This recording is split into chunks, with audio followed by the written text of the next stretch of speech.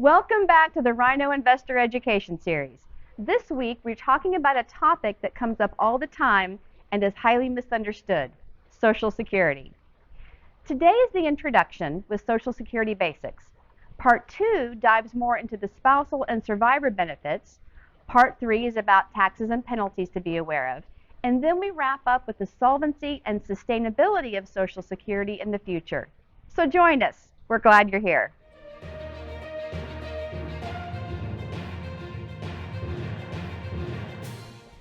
'62 is the earliest age to claim normal Social Security retirement benefit, but there's about a 30% penalty on your benefit if you collect at age 62 versus waiting until age 67.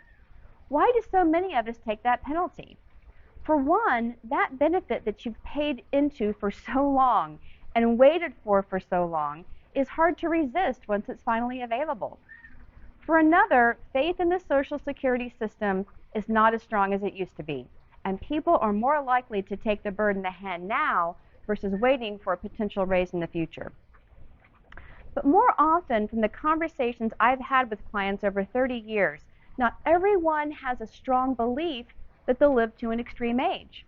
Life expectancy has increased substantially since Social Security started in the 1930s, but not everyone feels it will be them on the long end of that expectancy curve.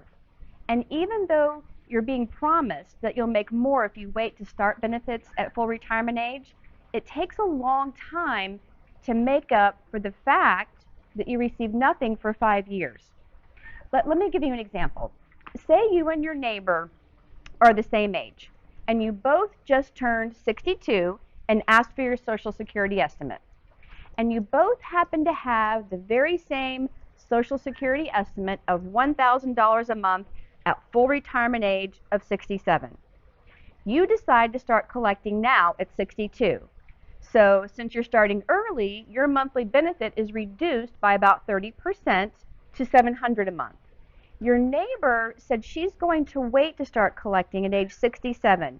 So she gets her full $1,000 a month, but receives nothing until that age at 67. Meanwhile, you get your $700 a month. That's about $8,400 a year, not considering cost of living adjustments. Times 5 years, that's $42,000. So when your neighbor starts collecting at 67, she's $42,000 collectively behind you. A lot of people figure this out, and my most commonly asked question is, how long until you're break even between taking Social Security early at 62 and waiting until full retirement age? It takes about 13 years for your neighbor to catch up to your collective benefit. So it's not until the two of you are around age 80 that she starts to pocket more. Add on to that, a lot of retirees that retire early feel they'd rather have more money when they're younger in the go-go years of retirement versus when they're older and more likely to be in the no-go years of retirement. So why do most retirement planners want you to delay taking Social Security as late as possible? Well, because statistically, spending in retirement is like a smile. It's high in the go-go years because early retirees are typically still healthy and they have a list of things to do and places to go, and that costs money. It's the slow-go years where spending dips.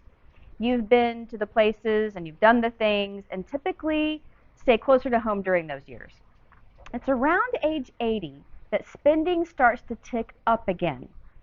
It's the no-go years, as we like to call them, but as you might expect, it's the healthcare costs that start to skyrocket. So if you don't live much past 80, taking Social Security early can be a good choice. Consider your health, family longevity, and most importantly, make your decision on when to start taking Social Security in the context of your retirement plan as a whole.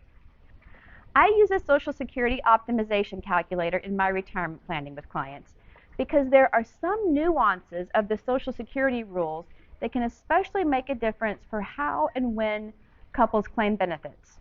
Spousal and survivor benefits get a bit more complicated. So keep going in my next video because we're going to talk about Social Security spousal and survivor benefits. Those rules get confused all the time, so it's worth a listen. See you there. Welcome to the Rhino Investor Educational Series. Like and subscribe to charge along with us.